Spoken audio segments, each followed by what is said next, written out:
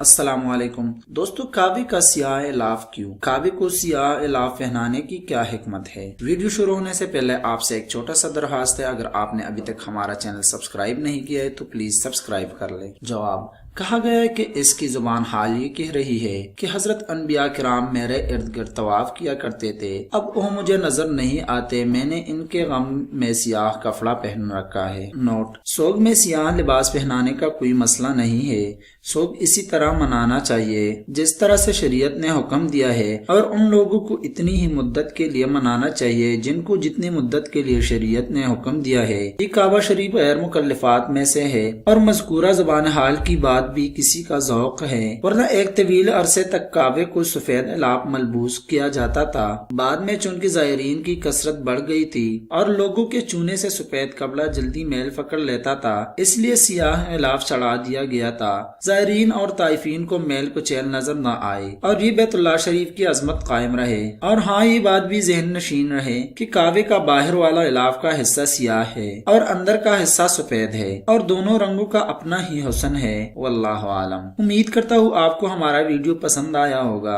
اگر پسند آیا تو پلیز ویڈیو کو لائک کر لیں اور اپنے دوستوں کے ساتھ لازمی شیئر کر لیں، اور ہمارے ساتھ اس کار خیر میں اپنا حصہ ڈالیں۔ اللہ حافظ۔